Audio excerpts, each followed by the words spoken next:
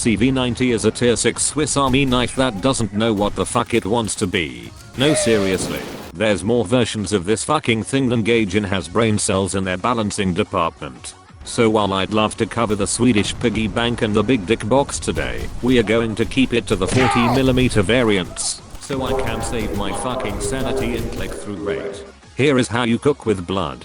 Take a full load of ammunition with a roughly 60 to 40% split between your oversized wall darts and your mini meat bottles. If you're rocking a Yankee no brim, take more alcohol, as that can never be a bad thing.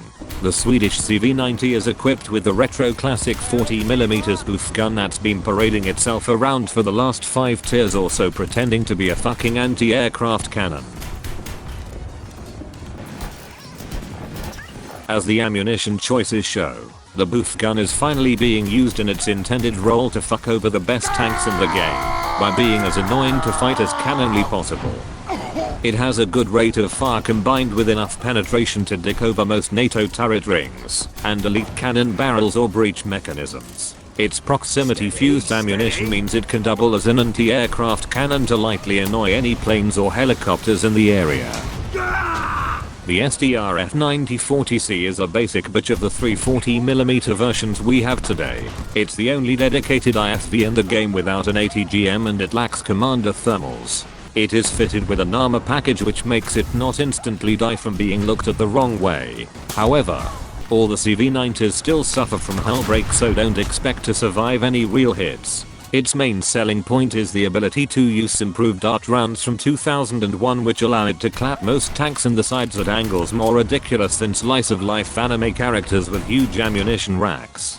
The problem with this vehicle is that it sits at a 10.0 battle rating, leading to constant up tiers which can be quite painful. The LVKV9040C is a horribly mutated brother that lacks social skills and gets shafted by the snail in almost every way, but it is a 9.7 IFV with decent enough ammo, so it can be used as a sort of frontlines IFV/spar alongside what is unquestioningly the best version in the game. If you chose to utilize the CHAD 9056, you get access to a power some consider to be unnatural. Those being the IKEA branded built 280 GMs, which give you the ability to completely ignore any armor an opponent might have.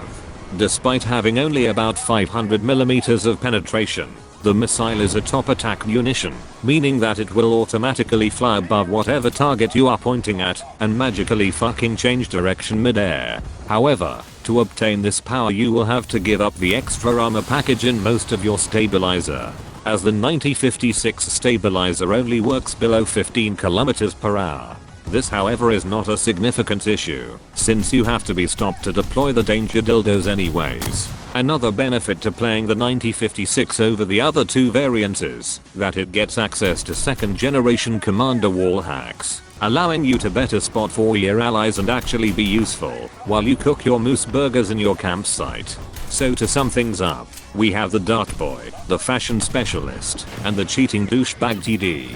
If you're the poor Sweden player who has been suffering through Gaijin's inability to make a functional game, and are looking for a light at the end of the tunnel, have no fear, for CV90 is love, and CV90 is life. Now get out there and show them how much Sweden suffers.